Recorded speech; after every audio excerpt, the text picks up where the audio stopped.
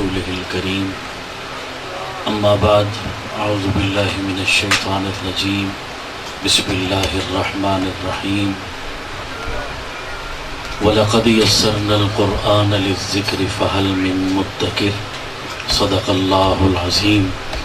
درود پاک پڑھ اللہم صلی علی محمد وعلی آل محمد کما صلیت علی ابراہیم وعلی آل ابراہیم انک حمید مجید۔ اللہم بارک علی محمد وعلی آل محمد کما بارکت علی ابراہیم وعلی آل ابراہیم انک حمید مجید۔ لائق صد تعظیم و تکریم حضرات علماء کرام، محترم و مکرم سامعین اور پردے میں بیٹھ کے سننے والی میری ماں اور بہنوں، وقت مختصر ہے، خاصی گرمی میں آپ حضرات کافی دیر سے تشریف فرما ہیں۔ آج کی یہ ہماری مختصر سی مجلس، یہ اسٹیج پہ میرے بائیں جانب بیٹھے ہوئے دو خوش نصیب بچے جنہوں نے اللہ کی لاریب کتاب الحمد سے والناس تک اپنے سینے میں محفوظ کی، ان کے اعزاز اور ان کو مبارکباد دینے کی غرض سے یہ مختصر سی مجلس منعقد کی گئی ہے۔ سب سے پہلے میری دعا ہے اللہ جل شانہ ان بچوں کا پڑھنا، ان کے اساتذہ کا پڑھانا اور ان کے والدین کی محنت اور معاونین کا تعاون سب اپنی بارگاہ میں قبول فرمائے، اور ان بچوں کو اپنے ماں باپ اور اپنے خاندان سمیت ہم سب لوگوں کی بخشش اور نجات کا سبب اور ذریعہ بنائے۔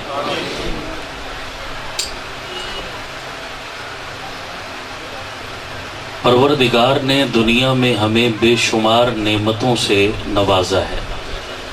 وہ رب ہمیں آنکھیں نہ دیتا تو ہم اندھے تھے، کان نہ دیتا تو ہم بہرے تھے، زبان نہ دیتا تو ہم گونگے تھے، ہاتھ پاؤں نہ دیتا تو ہم لولے لنگڑے تھے، عقل نہ دیتا تو ہم پاگل تھے، صحت نہ دیتا تو ہم بیمار تھے۔ اس طرح کی بے شمار نعمتیں میرے رب نے مجھے اور آپ کو عطا فرمائی۔ پوری توجہ میری جانب رکھیں گے تو میری بات آپ کو سمجھ آئے گی۔ لیکن اللہ نے روحانی طور پر یا جسمانی طور پر جتنی بھی نعمتیں ہمیں عطا فرمائی ہیں، ان تمام نعمتوں میں سب سے بڑی نعمت کہ اللہ نے ہمیں اپنا محبوب عطا فرمایا، یہ سب سے بڑی نعمت ہے۔ بولو یہ سب سے بڑی دنیا ساری کی نعمتیں ایک طرف، یہ نعمت ایک طرف۔ میں اکثر کہتا ہوں کہ دیکھو دنیا میں کوئی کسی کو اپنا محبوب نہیں دیتا، محبوب دور کی بات ہے، محبوب کی نشانی بھی نہیں دیتا، ایسا ہے نہیں۔ میرا ایک دوست بے تکلف، اس کے ہاتھ میں گھڑی، وہ گھڑی مجھے پسند آئی، میں نے کہا یار یہ گھڑی بڑی خوبصورت ہے، مجھے پسند آ گئی، یہ گھڑی مجھے دے دو۔ کہتا نہیں، اس سے اچھی گھڑی دے دوں گا، اس سے قیمتی گھڑی آپ کو دے دوں گا، یہ نہیں دوں گا۔ میں نے کہا مہنگی جو دے رہے ہو یہی کیوں نہیں دے دیتے؟ کہتا میرے یار کی نشانی ہے۔ کیا کہتا ہے جی؟ میرے یار کی نشانیاں تو کوئی کسی کو نہیں دیا کرتا نا۔ دنیا کا دستور ہے اپنے یار تو دور کی بات، یار کی نشانی کوئی کسی کو نہیں دیتا۔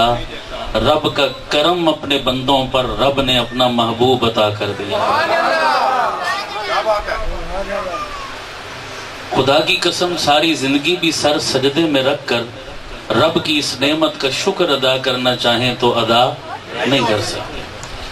کبھی کبھی اللہ توفیق دے نا، ہفتے میں، 10 دن میں، مہینے میں اللہ توفیق دے، 2 نفل شکرانے کے صرف اس نیت کے پڑھا کرو، اللہ تیرا شکر ہے تو نے اپنے محبوب کی امت میں پیدا فرمایا ہے۔ شکریہ بنتا نہیں بنتا؟ ضرور پڑھا کرو، اللہ تعالیٰ اس نعمت کی قدر کرنے، لاج رکھنے کی توفیق عطا فرمائے۔ اب سب سے بڑی نعمت تو حضور ہے، پھر حضور کے صدقے میں کئی نعمتیں ایسی ہیں جو اللہ نے ہمیں نصیب فرمائی ہیں. مثلا بیٹا پانی والے بیٹا تھوڑی دیر بیٹھ جاؤ یار, کوئی تھوڑی دیر بریک لگا دو, بعد میں پی لیں گے. آنے جانے سے پھر توجہ تقسیم ہوتی ہے.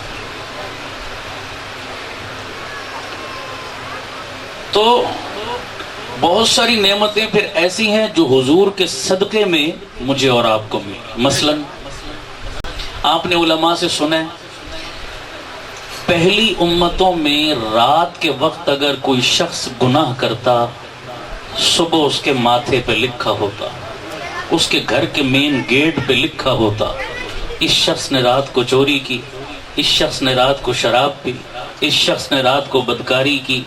جو جرم وہ کرتا صبح ماتھے پہ لکھا ہوتا, کسی کو بندہ منہ دکھانے کے قابل نہیں ہوتا. رب کا کرم اپنے نبی کے صدقے اپنی امتیوں پر کہ اللہ کہتا ہے میرے نبی کے امتیوں, پوری رات تمہاری گناہوں میں گزر جائے, صبح ہونے سے پہلے 2 ندامت کے آنسو بہا کر معافی مانگ لینا, میں ساری رات کے گناہ معاف کر کے نامہ عمل میں نیکیاں لکھوا دوں گا. یہ وہ نعمت ہے جو حضور کے صدقے میں مجھے اور آپ کو ملی, پہلی کسی امت کو نہیں ملی. آپ نے علماء سے سنا ہوگا یہ امت دنیا میں آئی تو سب سے آخر میں, لیکن جنت میں سب سے, ایسا ہے نا بھائی, آئی تو سب سے آخر میں لیکن جنت میں سب سے پہلے جائے. بڑے دل سے سننا یہ بات, ایمان تازہ ہوگا. اب جب جنت میں سب سے پہلے جائے گی تو قیامت والے دن اس کا حساب کتاب بھی پھر سب سے پہلے ہوگا. اب جب اللہ کہے گا نا حضور کو کہ میرے محبوب اپنی امت کو حساب کے لیے پیش کرو, ہائے بڑا عجیب منظر ہوگا. آج کوئی صبح صبح تاریخ ہو نا, عدالت میں بلاوا ہو اور بندہ باہر بیٹھا ہو انتظار میں کہ ابھی اندر سے بلاوا آئے گا, اس وقت کیا کیفیت ہوتی ہے بندے کی. حالانکہ کیا ہے, دنیا کے جج ہیں, کیا کر سکتے ہیں, کچھ نہیں. تصور کرو ذرا رب کی عدالت لگی ہوگی, کائنات کا سب سے بڑا بادشاہ, اور جب اس کا بلاوا آئے گا آؤ بھائی حساب کے لیے, اللہ اکبر, کون حساب دے سکتا ہے اس کی عدالت میں. اللہ کہے گا محبوب اپنی امت کو حساب کے لیے پیش کرو.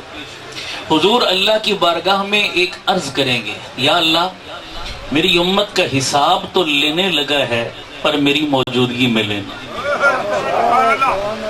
میری موجودگی میں لینا. کیوں؟ اس میں بھی رحمت ہے, اس میں بھی پیار ہے. کیوں بھئی, بیٹے کا ٹیسٹ ہو, بیٹے کا انٹرویو ہو اور باپ پاس بیٹھا ہو تو بیٹے کا حوصلہ رہتا نہیں رہتا, بڑا رہتا نا, باپ کو دیکھتا رہتا ہے. حضور کی بھی شفقت ہوگی کہ میری امت کے گناہگار اللہ کی عدالت میں پیش ہوں گے تو کانپتے ہوں گے, لیکن جب میری رحمت والے چہرے پہ نگاہ پڑے گی تو ان گناہگاروں کا حوصلہ بھی. اس لیے عرض کریں گے یا اللہ حساب تو لینا ہے, میری موجودگی میں لے. اللہ کا جواب سنیے, اللہ فرمائیں گے نہیں محبوب, تیری امت کا حساب سب سے الگ کرتے کے پردے میں لوں گا, الگ کر کے پردے میں لوں گا, تیری موجودگی میں بھی نہیں لوں گا. یا اللہ کیوں, میری موجودگی میں کیوں حساب نہیں لینا؟ اب اللہ کے بھی اس اعلان میں شفقت. اللہ تعالیٰ فرمائیں گے میرے محبوب دنیا میں تو نے اپنے امتیوں کو جتنے کاموں سے روکا تھا وہ سارے کر کے آئے, جتنے جرموں سے روکا تھا وہ سارے کر کے آئے. آج ان کی جرموں کی فائلیں اور گٹھڑیاں بہت بڑی بڑی ہیں. میرے محبوب جب ان کے سیاہ کرتوتوں کی فائلیں تیرے سامنے کھلیں گی نا تو تیرا دل دکھے گا. میں رب آج کے دن تیرا دل دکھانا نہیں چاہتا, میں تجھے پریشان نہیں کرنا چاہتا, اس لیے پردے میں حساب لوں گا تاکہ تیرا دل نہ دکھے. حضور جب اس اعلان کو سنیں گے نا تو اللہ کے محبوب پریشان ہو جائیں گے کہ پتہ نہیں علیحدگی میں میرے امت کے گناہگاروں کا حساب ہونے لگا ہے, اللہ جانے کیا بنے گا, کیا بنے گا میری امت کے گناہگاروں کا. جب اللہ اپنے محبوب کو پریشان دیکھے گا, اللہ کہے گا محبوب غم نہ کر, دل چھوٹا نہ کر, مجھے تیری عزت کی قسم تیری امت نے اگر 2 گناہ نہیں کیے, نمبر 1 میرے ساتھ شرک نہیں کیا, کسی کو شریک نہیں ٹھہرایا۔ نمبر 2 حقوق العباد یعنی بندوں کے حق پر ڈاکہ نہیں مارا۔ یہ 2 گناہ اگر نہیں کیے، اس کے علاوہ بڑے سے بڑا جرم لے کر آ گئے میری عدالت میں، مجھے تیری عزت کی قسم تیرے صدقے سب کو معاف کر کے جنت کا وارث بنا دے۔ یہ وہ نعمت ہے جو حضور کے صدقے میں مجھے اور آپ کو ملی ہے، پہلی کسی امت کو۔ ایک اور نعمت، علماء نے عجیب بات لکھی، یہ عجیب نکتہ ہے۔ پہلی جتنی امتیں دنیا میں آئی، اللہ نے سب کا تذکرہ قرآن میں کیا۔ قرآن میں آیا نا، قوم عاد، قوم سمود، قوم شعیب، قوم لوط، اصحاب مدین، اصحاب ایکا، فلاں فلاں، سب کا تذکرہ کیا۔ لیکن تذکرہ کس طرح کیا؟ سابقہ ساری امتوں کا ذکر قرآن میں کیا، پر ان کے عیب بیان کر کے۔ فلاں قوم چوری کرتی، فلاں قوم قتل و غارت گری کرتی، فلاں قوم میں فحاشی عام تھی، فلاں قوم میں لواطت عام تھی، فلاں قوم ناپ تول میں ڈنڈی مارتی تھی۔ یہ جتنے عیب اور ان کے سیاہ کرتوت تھے ان امتوں کے، اللہ نے کہاں بیان کیے؟ سارے بولو بھائی۔ لیکن اس امت کا تذکرہ اللہ نے سابقہ کتابوں میں کیا، تورات میں، زبور میں، انجیل میں۔ عجیب بات ہے، سابقہ امتوں کا ذکر قرآن میں، اس امت کا ذکر سابقہ کتابوں میں۔ سابقہ امتوں کا ذکر قرآن میں جہاں آیا، اللہ نے عیب بیان کیے۔ محبوب کی امت کا ذکر سابقہ کتابوں میں جہاں آیا، اللہ نے ان کی خوبیوں کو بیان کیا۔ تورات، زبور، انجیل میں اس امت کی کوئی عیب اور خامی نہیں بیان کی، ہر جگہ خوبیوں کا تذکرہ کیا۔ سابقہ امتوں کے عیب میرے تیرے سامنے کھول کے رکھ دیے، میرا تیرا کوئی عیب ان کے سامنے نہیں کھولا، سب پہ پردہ ڈال دیا۔ یہ وہ نعمت ہے جو حضور کے صدقے مجھے اور تجھے ملی ہے، پہلی کسی امت کو نہیں۔ اب میں اس پر اور بات کروں تو لمبی ہو جائے گی بات، آگے مدعے کی طرف آتا ہوں۔ ایک اور نعمت جو حضور کے صدقے میں مجھے اور آپ کو ملی، اسے اللہ کا قرآن کہتے ہیں۔ وہ نعمت کون سی ہے؟ اللہ کا قرآن۔ یہ قرآن وہ نعمت ہے جو پہلی کسی امت کو نہیں ملی، اس امت کو حضور کے صدقے میں ملی۔ اب آپ کہیں گے کہ کتابیں تو پہلی امتوں کو بھی ملی، پہلی امتوں کو کتابیں ملی، اس امت کو کلام ملا۔ اب کتاب اور کلام میں کیا فرق ہے؟ کتاب کہتے ہیں صرف لکھی ہوئی چیز کو، اور کلام کہتے ہیں جو اندر سے نکلا ہو۔ پہلی کتابیں کتاب اللہ تھی، کلام اللہ نہیں تھی، رب کے اندر سے نہیں نکلی۔ قرآن کتاب اللہ بھی ہے، کلام اللہ بھی ہے، لکھا ہوا بھی ہے، رب کے اندر سے نکلا۔ پہلی امتیں میرے رب کے اندر کیا تھا نہیں جانتی تھی، میں اور آپ جانتے ہیں میرے رب کے اندر کیا ہے، اس لیے کہ ہمیں کلام ملا، اور یہ وہ نعمت ہے جو حضور کے صدقے ملی ہے، کسی اور امت کو نہیں ملی۔ قرآن کتاب ہدا ہے، قرآن کتاب شفا ہے، قرآن کتاب تاثیر ہے۔ قرآن میں اللہ تعالیٰ نے زندگیاں بدلنے کی طاقت رکھی ہے۔ ہم اہل سنت والجماعت ہیں، ہم سنی مسلمانوں کا عقیدہ ہے، قرآن کے معنی میں اثر، ترجمے میں اثر، تشریح میں اثر، مفہوم میں اثر، مطلب میں اثر، عمل میں اثر، ہر چیز میں اثر ہے، حتیٰ کہ ہمارا عقیدہ ہے قرآن کے لفظوں میں بھی اثر ہے۔ لفظ قرآن کے وہ کیا ہے؟ ان بچوں نے کیا پڑھا ہے؟ الفاظ۔ بولو کیا پڑھا ہے؟ سارے بولو کیا پڑھا ہے؟ یہ کس کے حافظ بنے؟ کوئی ایک سورت آیت پڑھو نا ان کے سامنے کہ بیٹا یہ آیت ہے، اس کا ترجمہ سنا دو، انہیں نہیں آتا ہو۔ کسی آیت کا ترجمہ نہیں جانتے، مطلب تو دور کی بات، ترجمہ بھی نہیں جانتے۔ ابھی صرف کیا پڑھیں؟ لفظ پڑھیں، لیکن لفظوں کی تاثیر دیکھو۔ میں اس پر دو چار باتیں عرض کر کے بات ختم کروں گا، لیکن بڑی توجہ سے میری مائیں بہنیں بھی سنیں، انشاءاللہ فائدہ ہوگا آپ کو۔ ہم اہل سنت کا عقیدہ، معنی، مطلب، مفہوم وہ تو بڑی چیز ہے، قرآن کے لفظوں میں بھی کیا ہے؟ بولو اثر۔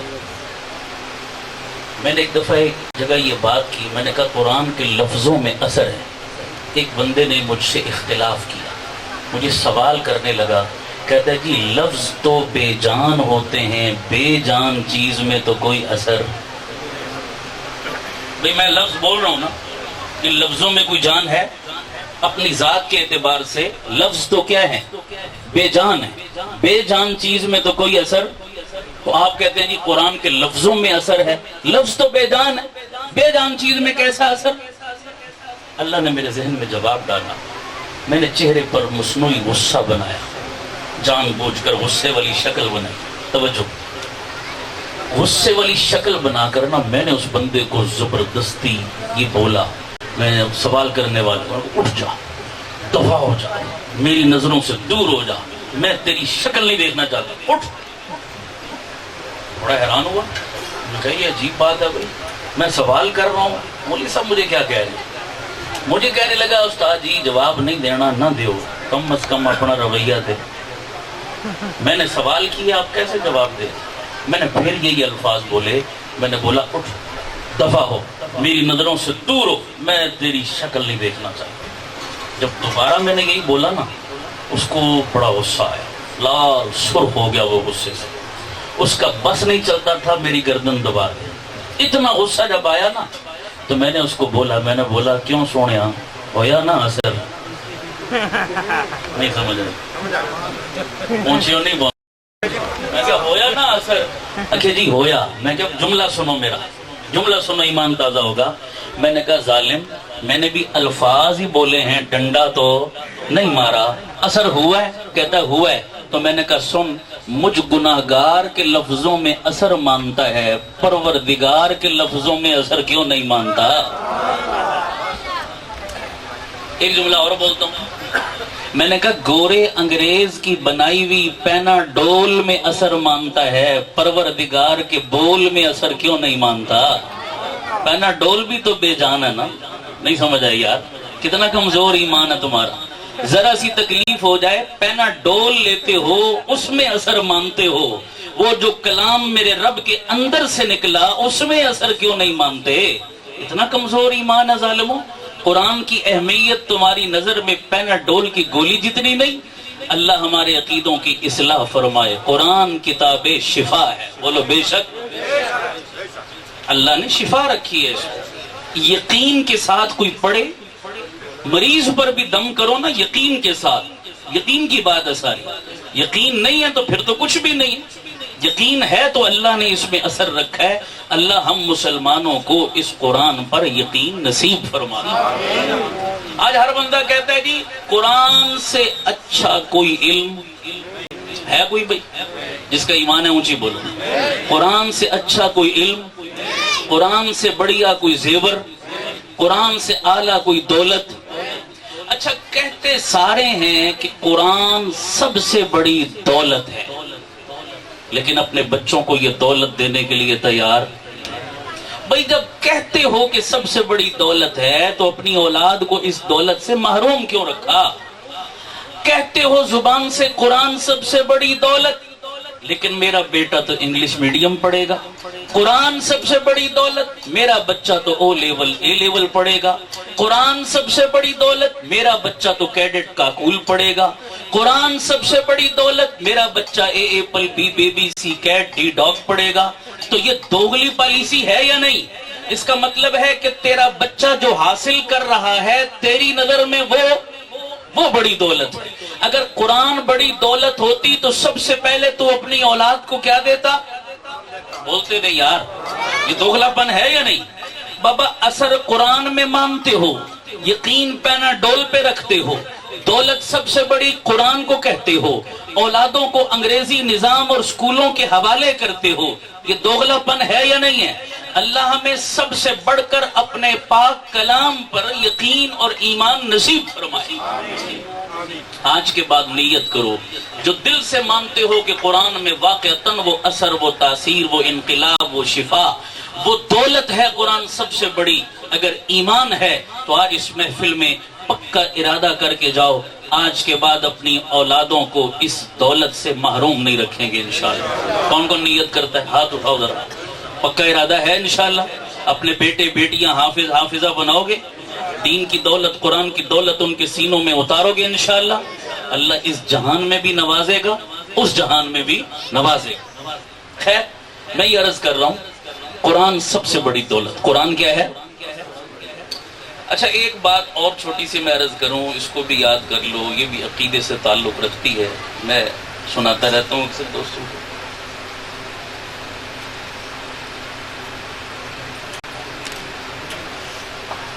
حافظ قرآن، اللہ کے صفاتی نام ہیں بہت سارے، ان میں سے ایک نام ہے حفیظ۔ اللہ کا صفاتی نام کیا ہے؟ حفیظ کا معنی کیا ہے جی؟ حفاظت کرنے والا۔ حفیظ کا معنی کیا ہے جی؟ حفاظت کرنے والا۔ اب توجہ کرنا، اللہ حفیظ ہے، اس کا قرآن محفوظ ہے۔ اللہ حفیظ ہے، اس کا کلام محفوظ ہے۔ وہ قرآن جن سینوں میں آیا، یہ سینے بھی محفوظ ہیں۔ یہ سینے بھی کیا ہیں؟ اب آپ کے ذہن میں سوال آئے گا، یا اللہ یہ قرآن جن بچوں کے سینوں میں آیا، وہ سینے کس سے محفوظ ہیں؟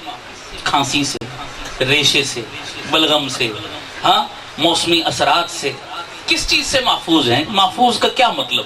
توجہ، اللہ حفیظ ہے، قرآن محفوظ ہے، قرآن جن سینوں میں آیا وہ سینے محفوظ ہیں۔ کس سے محفوظ ہیں؟ اللہ فرماتا ہے کفر سے محفوظ ہیں۔ توجہ رکھنا، جن سینوں میں قرآن ہے وہ سینے کفر سے، بولتے جاؤ، قرآن جن سینوں میں وہ سینے کفر سے، شرک سے، بدعت سے، گمراہی سے، تاریکی سے، حتیٰ کہ ہر تکلیف دینے والی چیز سے وہ سینے محفوظ، یہاں تک کہ پٹنے سے محفوظ۔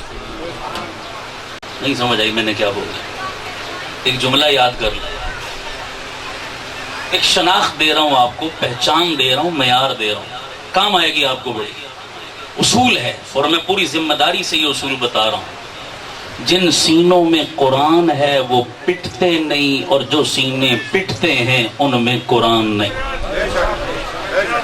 پتہ نہیں میری بات آپ کے پلے پڑی ہے یا نہیں پڑی، پوری ذمہ داری سے کہہ رہا ہوں۔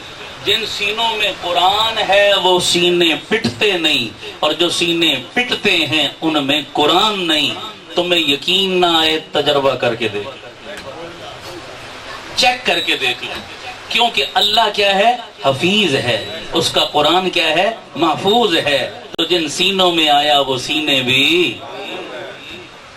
بات سمجھ آ رہی ہے آپ؟ اب یہاں ایک بات اور عرض کرتا ہوں، سینے محفوظ ہیں، جن سینوں میں کیا آیا؟ وہ سینے جن جسموں میں آئے وہ جسم بھی محفوظ۔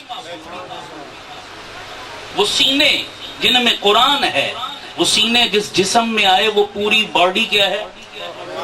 اچھا، وہ کیسے محفوظ؟ دلیل سنو۔ اللہ نے دنیا میں بڑی طاقتور چیزیں بنائی، ان طاقتور چیزوں میں ایک چیز کا نام ہے لوہا۔ پتھر بھی بڑی طاقتور چیز ہے، لیکن پتھر سے زیادہ طاقتور چیز کا نام کیا ہے؟ لوہا۔ پتھر کو بھی کیا کر دیتا ہے؟ پہاڑوں کو کاٹ دیتا ہے۔ بڑی طاقتور چیز ہے لوہا، لیکن لوہے سے بھی زیادہ طاقتور چیز کا نام ہے مٹی۔ اس لوہے کو کچھ وقت کے لیے مٹی میں دفن کر دو، مٹی لوہے کو بھی، ایسا ہے یا نہیں ہے؟ مٹی کو اللہ نے لوہے سے بھی زیادہ کیا بنایا؟ ہر چیز کھا جاتی ہے مٹی، نہیں چھوڑ دی کسی، ایسا ہے یا نہیں ہے؟ ایسی چیز ہے مٹی۔ لیکن اللہ کی قدرت، خدا کی قسم، اپنے علماء سے پوچھو، جس سینے میں قرآن آیا، جو حافظ قرآن بنا، اس قرآن سے یاری پکی رکھی، اس قرآن کو یاد رکھا، اس قرآن پر عمل کیا، اس قرآن سے مرتے دم تک جڑا رہا، اسی حافظ قرآن کو جب قبر کی مٹی کے حوالے کرو گے، پیدا کرنے والے رب کی قسم اٹھا کے کہتا ہوں، خدا کی قسم، حافظ کا جسم تو ایک طرف، قبر کی مٹی اس کے کفن کو بھی میلا نہیں ہونے دے۔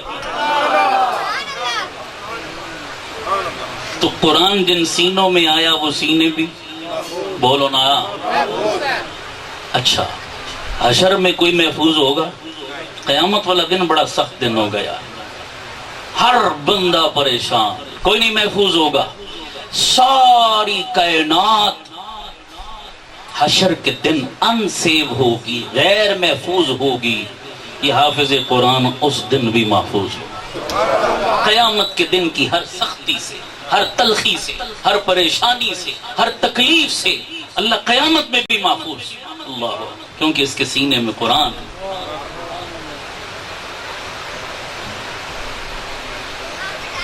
وہ کیسے محفوظ ہے یہ بھی سنو۔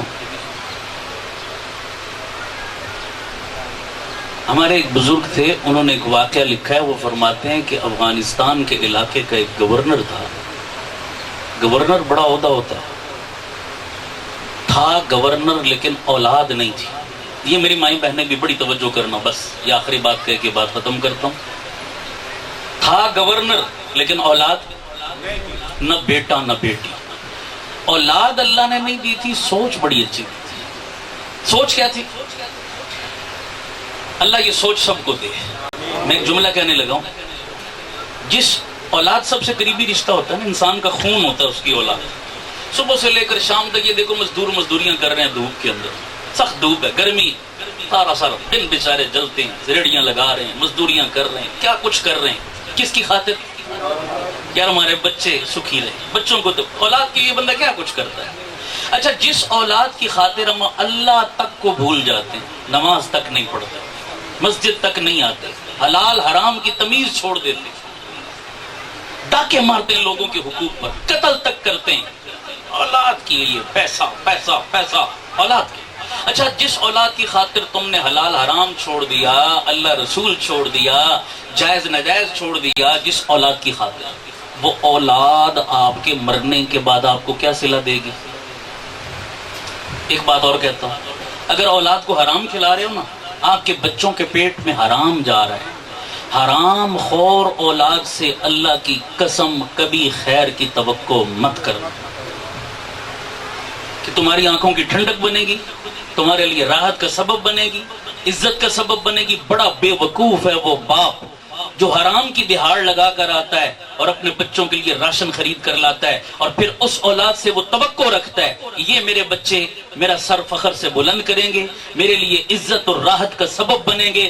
اللہ کی قسم، حرام خور اولاد اس دنیا میں بھی ماں باپ کے لیے وبال ہے، اس دنیا میں بھی ماں باپ کے لیے وبال ہے۔ جوتے ماریں گے تمہیں، ذلیل کریں گے تمہیں، رسوا کریں گے تمہیں، تمہاری عزت کا جنازہ نکال سکتے ہیں، تمہارے خیر خواہ کبھی نہیں ہو سکتے۔ اس لیے خدا را اپنے اور اپنے بچوں کے پیٹوں کو حرام مال سے بچاؤ۔ آدھا کھلا لو، آدھی روٹی کھلا لو، بھوکا رکھ لو، فاقہ کروا لو، حرام کا لقمہ کبھی اپنے بچوں کے پیٹ میں مت جانے دو، حرام سے بچاؤ۔ کیوں ہے آج ہماری اولادیں باغی؟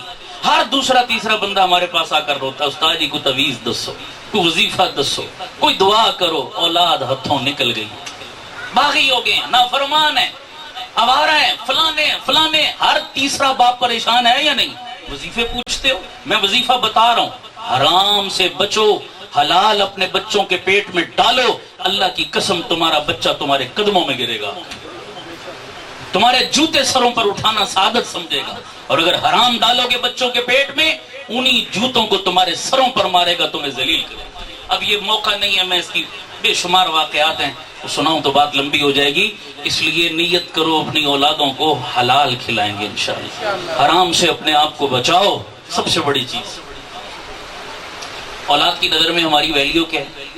جس اولاد کے لیے ہم نے اتنا کچھ کیا، ہمارے مرنے کے بعد ہمارے بچوں کی نظر میں، ہماری اولاد کی نظر میں ہماری قیمت چاولوں کی 2 دیگوں سے زیادہ۔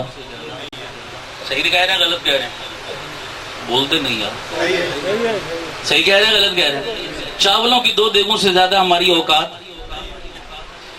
اچھا، بھلے وقتوں کی بات ہے، کوئی بندہ مر جاتا تھا نا،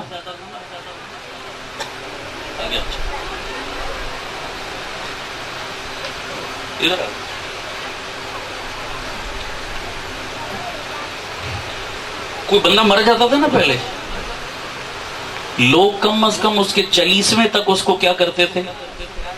وہ بولو، یاد رکھتے تھے۔ اچھا، 40ویں تک کم از کم کچھ 4-5 جمعراتاں آ جاتی تھی نا بھائی، کسی نہ کسی بہانے یاد رکھتے تھے، ایک جمعرات، پھر دوسری، پھر تیسری، پھر چوتھی، پھر 5ویں، پھر 40واں جا کے ہوتا تھا۔ اب اللہ بھلا کرے مہنگائی کا، اللہ بھلا کرے کس کا بھائی. ہوں مینو دسو تریے تہاڑی سارا کم فائنل ہوتا نہیں ہوتا؟ بولو یار. تیسرے دن ہی سارا کلیئر کرتے تھے نہیں کرتے تھے؟ نہ ساڈے کول اتنا ٹائم تو نہ اتنے پیسے کہ ہوں جمراتاں پکائیے تے دیگاں پکائیے تے خرچے کریے. نہ جی ہوں شارٹ کٹ کرو. ہم پہلے ہی آپ کو اس کام سے روکتے تھے بھئی انہاں چکراں چ پینے دی لوڑ. ہم نے منع کیا، تم نے ہماری نہیں مانی، مہنگائی کی مان لی. بات سمجھو ذرا مسئلے کی بتا رہا ہوں. ہماری نہیں مانی، کس کی مان لی؟ مہنگائی کی مان لی. ہم نے بولا اس چکر میں نہ پڑو، ہمارے اوپر آپ نے فتویٰ لگا دیا. کیا فتویٰ لگایا؟ اکھے جی مر گیا مردود، نہ فاتحہ نہ درود. کہتے ہیں نہیں کہتے لوگ، وہ جی فاتحہ درود ہی نہیں کرتے، اٹھا کے دبا کے قبر میں مٹی میں پھینک کے آ جاتے ہیں جناب. فاتحہ درود کوئی نہیں. ہمارے اوپر فتویٰ لگا نہیں لگا جناب. میں کسی پر فتویٰ نہیں لگا رہا، لیکن اپنے اوپر لگنے والے فتوے کی ایک صفائی دینے لگا ہوں ایک دلیل کے ساتھ. میری دلیل دل کو لگے تو مان لینا، نہ لگے تو میری کوئی ناراض نہیں ہونا. دلیل دے رہا ہوں. ہمارے اوپر فتویٰ لگا دیا، ہماری نہیں مانی، مہنگائی کی مان لی. ورنہ اللہ کی قسم اٹھا کے کہتا ہوں، ہم خیر خواہ ہیں آپ کے، اللہ کی قسم مرنے والوں کے لیے جتنا فاتحہ درود اور ایصال ثواب ہم مانتے ہیں کوئی مائی کلال نہیں مانتا. ایصال ثواب کے ہم قائل ہیں بابا. کون کہتا ہم ایصال ثواب نہیں مانتے؟ پوچھو تو صحیح آگے ہم کس ایصال ثواب کی بات کرتے ہیں. میں ایک چھوٹی سی مثال دیتا ہوں. میرا ادھر گرجا روڈ پہ مدرسہ ہے، 600-700 بچے پڑھتے. میں ایک دن باہر نکلا کہ جانے کے لیے، میرے محلے کے ایک نوجوان میرے پاس آیا. مجھے آ کر کہتا ہے جی میرے دادا جی فوت ہو گئے، تو ختم پڑھانا ہے. اب 600-700 بچے صبح سے لے کر رات تک سارا دن قرآن پڑھیں تو ایک دن میں سینکڑوں قرآن ختم ہوتے نہیں ہوتے؟ بولو جی، بلا تکلف ہوتے. کہتے جی ختم پڑھانا ہے. میں نے کہا جی بالکل ہم ختم کے قائل ہیں، مانتے ہیں بالکل ختم کے، ضرور پڑھائیں گے، بالکل انکار نہیں ہے. میں نے قاری صاحب کو بلایا. میں نے بولا بھائی اس نوجوان کے دادا جی فوت ہو گئے، سارا دن آج جتنا قرآن پڑھا جائے گا نا، شام کو اس کے دادا جی کو ایزی لوڈ کروا دینا. ایزی لوڈ ہی ہے نا، ہاتھ اٹھائے اور ثواب ٹرانسفر ہو گیا. دیر لگی کوئی جناب؟ میں نے کہا ہم آپ سے کوئی دیگ بھی، بولو یار، کوئی چاول بھی، کوئی نذرانہ بھی، مفت میں ایزی لوڈ، سارا دن کا ثواب لے جاؤ بھائی. میں نے کہا ان کے دادا جی کے لیے شام کو سارا قرآن ختم کروا کے ان کے لیے ایصال ثواب کرنا ہے، دعا بھی کروانی ہے. نوجوان مجھے کہنے لگا استاد جی آج نہیں پرسوں. یہ ثواب کدوں چاہیے؟ میں کہ کیوں آج کیوں نہیں؟ دادا جی آج مرے نے، ثواب کدوں بھیجنا ہے؟ میں کہ پرسوں کیوں؟ اکھے ساڑا کل پرسوں ہے. میں نے کہا میں آپ سے بحث نہیں کرتا، کوئی فتویٰ نہیں لگا. مجھے ایک بات سمجھا، آپ کا احسان. کہنے لگے کیا؟ میں نے کہا مجھے بتاؤ، کسی نوجوان کے والد کو پولیس پکڑ کے لے جائے، تھانے میں بند کر دے کسی بھی وجہ سے. بیٹے کو فون آئے، آپ کے ابا جی کو پولیس نے تھانے میں کیا کر دیا؟ سمجھدار، وفادار، تابع دار بچہ فوراً سے پہلے ابا جی کی ضمانت کی فکر کرے گا نہیں کرے گا؟ کھانا چھوڑے گا، آرام چھوڑے گا، دفتر چھوڑے گا، دکان چھوڑے گا، جب تک باپ کو رہا نہ کروا لے اسے چین. یہ وفاداری کا تقاضا ہے. ایک بچے کو فون آیا آپ کے ابا جی گرفتار ہیں، پولیس والوں نے تھانے میں بند کر دیا. پتر آکھن لگا جی تریک تھیڑے تے ابا جی دی چترول ہون دیو تے اللہ خیر کیتی پرسوں انشاءاللہ ضمانت کروا سا. میں نہیں لگاتا فتویٰ، آپ سے پوچھتا ہوں ایسے بچے کو باپ کا فرما بردار کہو گے؟ بولو بھائی، کہو گے کیسا نالائق بچہ ہے یار، تیرا والد آج مصیبت میں پھنسا، تو کہتا ہے میں پرسوں چھڑواؤں گا. میں کہتا ہوں یار چلو بیٹا باپ کی ضمانت کے لیے نہ بھی جائے. پاکستان کے تھانے لولا لنگڑا قانون ہے، ابا جی تھانے کے اندر بیٹھے بیٹھے ہی اپنی رہائی کے لیے کوئی نہ کوئی جگاڑ. بولو یار 100 جگاڑ لگ جائیں گے نہیں لگ جائیں گے؟ شاید پتر کے جانے سے پہلے ابا ہے نا پاکستان میں، پاکستان کے تھانے. یارو جو مر گیا وہ کس کے تھانے میں پہنچ گیا؟ اونچی بولو یار. کوئی چھڑوا سکتا ہے؟ کسی مائی کے لال میں جرت ہے؟ ہمیں اپنے بزرگوں نے بتایا مرنے والا مر جائے، ہر مسلمان کے بارے میں اچھی رائے رکھنی چاہیے، برا گمان، اللہ نے اچھا معاملہ کیا ہوگا، لیکن خدا نہ خواستہ انسان ہے نا، خدا نہ خواستہ کسی جرم میں کسی گناہ میں اگر پکڑا گیا مرنے والا، تو علماء فرماتے ہیں مرنے والے کو قبر میں شدت سے انتظار ہوتا ہے کہ پچھلے اس کے لیے، بولو بھائی، پچھلے ریلیف کا سامان کریں، پچھلے ایصال ثواب کریں، پچھلے کچھ پڑھ کے بخشیں۔ مردہ ہر لمحے انتظار کرتا ہے کہ پچھلے بھیجیں، اور پچھلے مردے کو عدالت کے جج کی طرح تاریخیں دے رہے ہوتے ہیں۔ تاریخیں کیسے؟ کہ تیسرے دیہاڑے، پھر 7ویں دیہاڑے، پھر 10ویں دیہاڑے، پھر 40واں، پھر اللہ کے خیر کیتی تھے، بولو سالانہ۔ ایک جملہ قرض چھوڑ کے جا رہا ہوں آپ پر، تنہائی میں بیٹھ کر سوچنا، میرا کوئی جھگڑا کوئی اختلاف نہیں، تھوڑا سا نیوٹرل ہو کے سوچنا، بات سمجھنے میں دیر نہیں لگے گی۔ ہم کس ایصال ثواب کی بات کرتے ہیں؟ جس اولاد کی خاطر تم نے حلال حرام چھوڑ دیا، تم نے اللہ رسول چھوڑ دیا، تم نے سب چیزیں چھوڑ دی جس اولاد کی خاطر، اس اولاد نے کیا صلہ دیا تمہیں؟ جب تک باپ زندہ تھا، باپ سے لینے کی باری تھی تو روزانہ ابا جی کرایہ، ابا جی خرچہ، ابا جی سگریٹ پان نسوار، ابا جی جوتی کپڑا، ابا جی موبائل کا خرچہ، جب تک باپ زندہ تھا باپ سے لینے کی باری تھی تو روزانہ۔ اب باپ مر کے قبر کی مٹی کے نیچے سو گیا، باپ کو دینے کی باری آئی تو سالانہ۔ ہائے ہائے ہائے، نہیں سمجھ آئی؟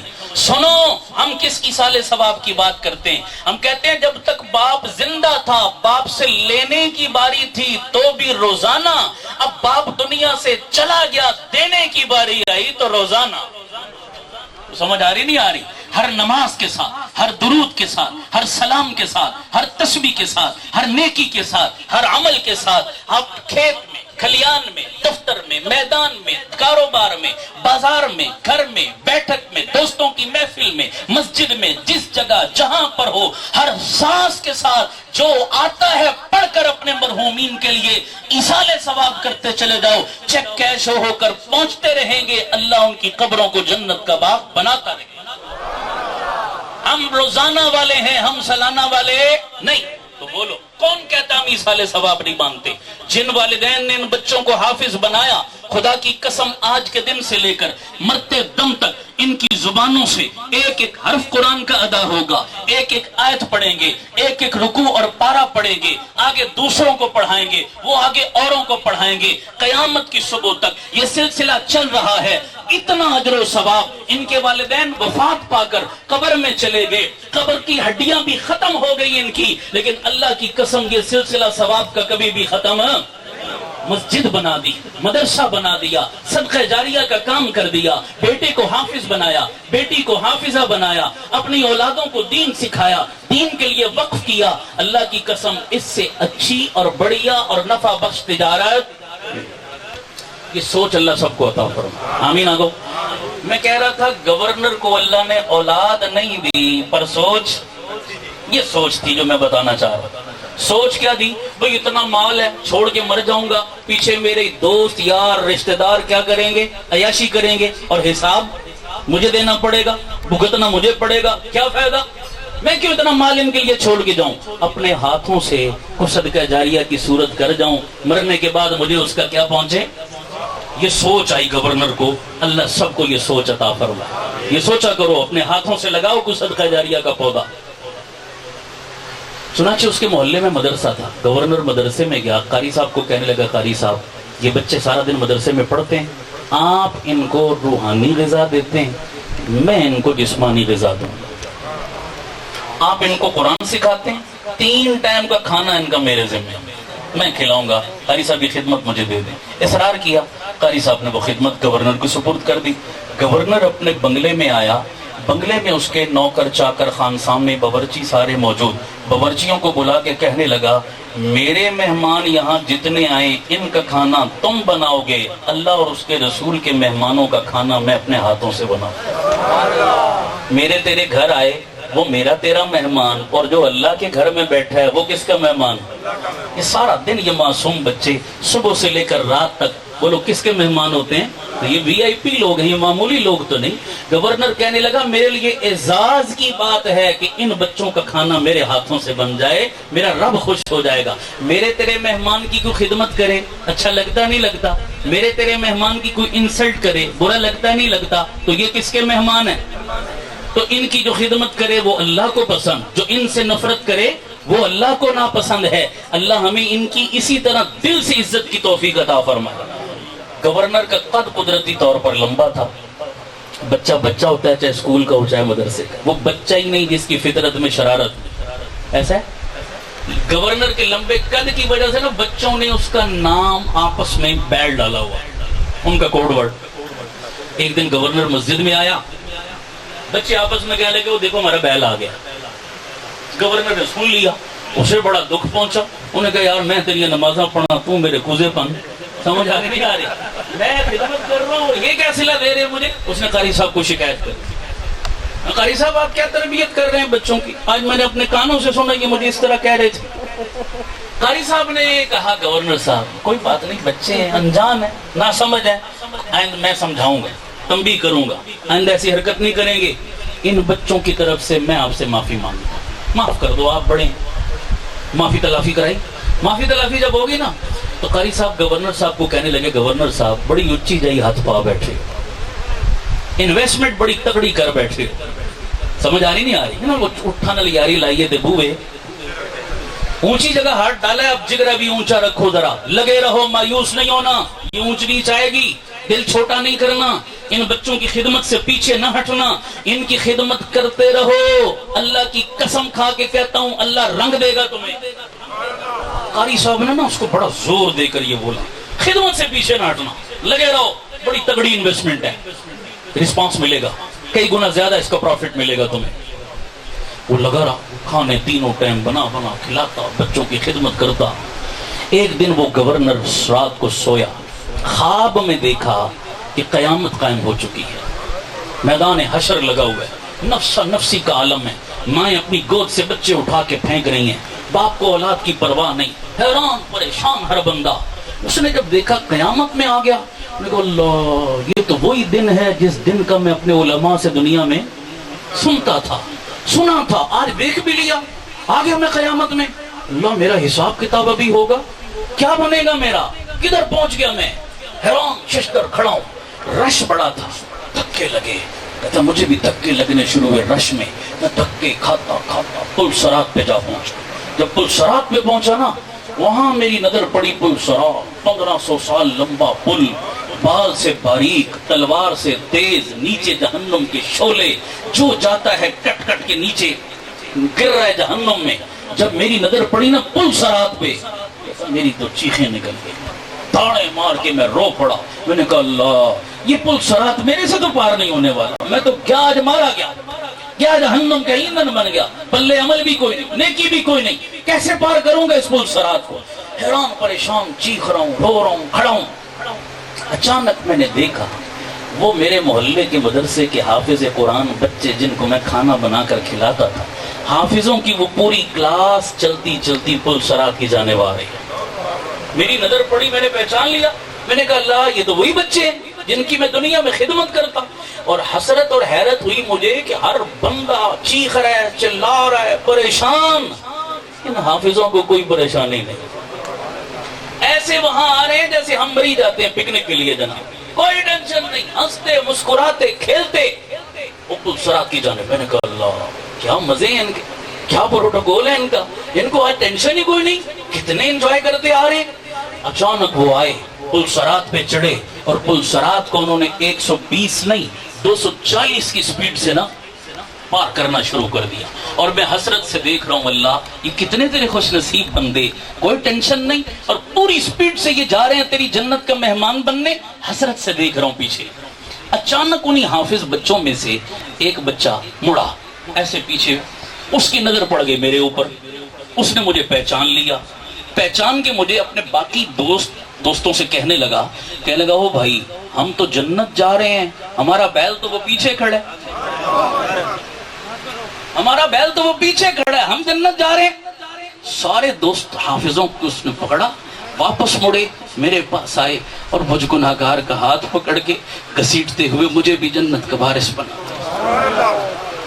کہتے میری آنکھ کھل گئی، میں نے یہ خواب دیکھا، روتا روتا صبح اٹھا، بھاگا بھاگا مدرسے میں آیا اور قاری صاحب کو ہاتھ جوڑ کے کہنے لگا، قاری صاحب اللہ کی قسم ان پھٹی ہوئی چٹائیوں پر بیٹھ کر صبح سے رات تک اللہ کا قرآن یاد کرنے والوں کی پہنچ کا اندازہ مجھے آج ہوا ہے۔ ان کے کتنے لمبے ہاتھ ہیں، ان کی کتنی پہنچ ہے، یہ کتنی قدر و منزلت کے مالک ہیں، پہلے نہیں پتا تھا مجھے، آج پتا چلا۔ قاری صاحب یہ تو بڑے عظیم لوگ ہیں، یہ معمولی لوگ تو نہیں ہیں۔ قاری صاحب آپ کو اللہ رسول کا واسطہ دے کر کہتا ہوں، ان بچوں سے کہو مجھے بیل چھوڑ کے گدھا کہہ لیں، جو دل ہے کہہ لیں، میں ہر چیز قبول کر لوں گا، لیکن اللہ کے لیے ان سے کہو مجھے اپنی خدمت سے محروم نہ کر۔ کیوں؟ اس لیے کہ اللہ کی قسم یہ بچے صرف حافظ قرآن نہیں ہیں، یہ میری پل صراط کی سواریاں ہیں، یہ میری قبر کے ساتھی ہیں، یہ میری جنت کی ٹکٹیں ہیں، یہ میری وحشتوں کا سامان ہیں، یہ معمولی لوگ نہیں۔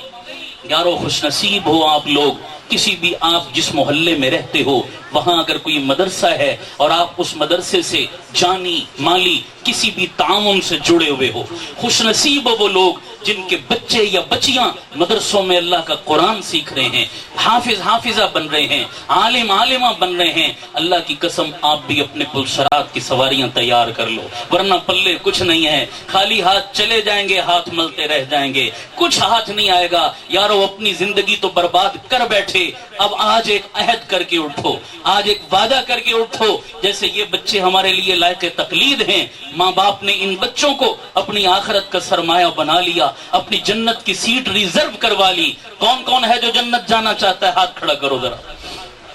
سب جانا چاہتے ہو یارو، تو پھر سیٹ پکی کروانی یا نہیں کروانی؟ تو آج دل سے عہد کر کے جاؤ، اول تو سارے، نہیں تو کم از کم اپنے بچوں اور بچیوں میں سے ایک بیٹا یا بیٹی اللہ کے دین کے لیے وقف کریں گے۔ کس کس کا ارادہ ہے؟ انشاءاللہ پکا ارادہ ہے، پختہ ارادہ ہے انشاءاللہ؟ پکا ارادہ کر لو، اور ان سے دنیا کی خدمت نہیں لینی۔ یہ جو بچے بیٹھے ہیں ان کے والدین سے بھی میں عرض کروں گا، یہ حافظ بن گئے نا، اب ان کو دوبارہ کریانے کی دکان کھول کے نہ بٹھا دینا، دنیا کے دندوں پہ نہ لگا دینا، یہ قرآن پڑھتے پڑھاتے ہی اچھے لگیں گے۔ کیا خیال ہے؟ ایسا ہے یا نہیں ہے؟ میں فتویٰ نہیں لگا رہا کہ حافظ قرآن کریانے کی دکان نہیں کر سکتا، دنیا کا کاروبار نہیں کر سکتا، میں کوئی فتویٰ نہیں لگا رہا، کر سکتا ہے، لیکن مولوی صاحب مسجد میں ہی اچھے لگتے ہیں، کیا خیال ہے؟ یا باہر اچھے لگتے ہیں؟ بولو یار، اچھے لگتے ہیں نا مولوی صاحب مسجد میں، جس کا کام اس کو ساتھ، ہماری یہی لائن ہے، ہم اسی کے ساتھ جچتے ہیں، یہی ہمیں سوٹ کرتی ہے۔ کیا خیال ہے بھائی؟ یہی اچھی لگتی ہے۔ یہ ہمارے حضروں کا علاقہ ہے نا، یہاں ایک بوڑھے بابا جی کو دیکھا رمضان کے مہینے میں کھیت میں کام کر رہے، پوچھا بابا جی 70-80 سال عمر ہے، رمضان کا مہینہ روزہ رکھا ہے، خود کام کر رہے ہو، بچے نہیں ہیں؟ کہا 4 بیٹے ہیں، جوان بیٹے ہیں۔ کہا 4 بیٹوں کا باپ اور خود کام کر رہا ہے، کیوں؟ جواب سنو ذرا، خدا کی قسم میں حیران ہوں، اس دور میں بھی اللہ کے قرآن کے ایسے قدردان موجود ہیں۔ بابا جٹ ان پڑھ بندہ، زمیندار آدمی، کیا جواب دیا؟ کہتے تھی 4 بیٹے ہیں پھر بھی کام خود کر رہا ہوں۔ پوچھا کیوں؟ کہا 4 قرآن کے حافظ اور دین کے عالم ہیں، ان کے سینے میں اللہ کا قرآن ہے، ان سے خدمت لیتے ہوئے مجھے حیا آتی ہے۔ اخیر ہو گئی، ان سے پرسنل خدمت لیتے ہوئے مجھے حیا آتی ہے، میری اپنی ہمت نہیں ہے کام کرنے کی، لیکن پھر بھی کرتا ہوں خود کہ میرے بیٹے قرآن کے حافظ اور دین کے عالم ہیں، میں کہتا ہوں بیٹا تمہیں میں نے اپنی دنیا کے لیے نہیں اپنی آخرت کے لیے وقف کر دیا، تم میری دنیا جیسی کیسی ہے گزر جائے گی، اصل میری آخرت ہے، تم میری آخرت کا سامان بن جاؤ، میری آخرت اچھی ہو جائے تو میرا سارا کام ٹھیک ہو جائے گا۔ اس لیے میں ان کے والدین سے بھی گزارش کروں گا، حافظ بنے، ان کو عالم بناؤ، عالم بن جائیں، ان کو دین کی خدمت کے لیے مرتے دم تک کیا کر دو؟ وقف کر دو، یہ قرآن کے خادم بنے، یہ حضور کی ختم نبوت کے پہرے دار بنے، یہ دین کے عاشق بنے، یہ اسلام کی سربلندی کے کام آئیں، اور ہم میں سے ہر ایک کی اولاد اگر اس مشن کے لیے وقف ہو جائے تو ہم کتنے خوش نصیب لوگ ہوں گے، اور ہماری اولادیں کتنی خوش نصیب ہوں گی۔ آج سب یہ نیت لے کر جاؤ گے یہاں سے انشاءاللہ، ان مدارس کے ساتھ دست و بازو بنو گے، مدارس کی قدر کرو گے، جان و مال سے ان کی خدمت اور تعاون کرو گے انشاءاللہ۔ اللہ مجھے اور آپ کو ان باتوں پر عمل کی توفیق دے۔ وآخر دعوانا ان الحمدللہ رب دعا کریں۔ اللہم صلی وسلم وبارک علی سیدنا و مولانا محمد وعلی آلہ وصحبہ وبارک وسلم۔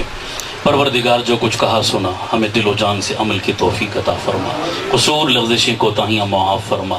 اے رب کریم، جن خوش نصیب بچوں نے تیرے پاک کلام کو اپنے سینے میں محفوظ کیا، اللہ ان بچوں کا پڑھنا، ان کے اساتذہ کرام کی محنت، ان کے معاونین کا تعاون انتہائی قبول فرما۔ اللہ ان بچوں کو اپنے ماں باپ کی آنکھوں کی ٹھنڈک بنا، نیک اور فرما بردار بنا، قرآن پر عمل کی توفیق نصیب فرما، بدعملی والی زندگی سے حفاظت فرما، مرتے دم تک اپنے دین کے خادموں میں شامل فرما۔ اللہ اس مجمع میں جتنے میرے بھائیوں، بزرگوں، ماؤں، بہنوں نے اپنی اولادوں کو حافظ، حافظہ، عالم، عالمہ بنانے کا نیت و ارادہ کیا، اللہ سب کے ارادوں میں استقامت عطا فرما۔ اللہ گھر گھر میں قرآن کی بہاروں کو عام فرما، دین کی بہاروں کو عام فرما، مدارس کے فیض کو عام فرما، ہر دوسرے گھر کو یا اللہ کسی نہ کسی شکل میں مدرسے میں تبدیل فرما۔ یا اللہ جو مدارس چل رہے ہیں ہمیں ان کی قدر کرنے کی توفیق عطا فرما، اپنے علماء کرام کی قدر کرنے والا بنا، ان کا دست و بازو بننے کی توفیق عطا فرما۔ سب حاضرین مجلس کی جائز حاجات کو پورا فرما، نیک تمناؤں کو پورا فرما، ملک پاکستان سمیت پوری امت مسلمہ کی حفاظت فرما۔ خاص الخاص میرے مالک غزہ کے مظلوم مسلمانوں کی مدد فرما، فلسطین والوں کی مدد فرما۔ اللہ آسمان سے غیب سے اپنے فرشتوں کا نزول فرما، قدم قدم پر ان کا تکفل فرما، ان کی جان مال عزت آبرو کی حفاظت فرما۔ اللہ ہم بے غیرت مسلمانوں کو فلسطین اور قبلہ اول کے لیے غیرت کھانے کی توفیق عطا فرما، بے غیرتی کی چادر ہمیں دور پھینکنے کی توفیق عطا فرما، یہودی مصنوعات کا بڑھ چڑھ کر بائیکاٹ کرنے کی توفیق عطا فرما۔ یا اللہ ہمارے حکمرانوں کو غیرت دے دے، اگر غیرت مقدر میں نہیں انہیں تباہ و برباد فرما، انہیں ہلاک فرما، انہیں ہمارے سروں سے دور فرما، ان بے غیرت جرنیلوں کو دور فرما۔ سلطان ایوبی جیسا کوئی غیرت مند جرنیل نصیب فرما، ملا عمر جیسا کوئی غیرت مند جرنیل نصیب فرما۔ اللہ نیک اور صالح قیادت نصیب فرما، شوق شہادت نصیب فرما، جذبہ جہاد نصیب فرما۔ اللہ ہماری دعائیں ان فلسطین کے مظلوم بھائیوں کے حق میں قبول فرما۔ آمین بجاہ النبی الکریم برحمتک یا ارحم الراحمین۔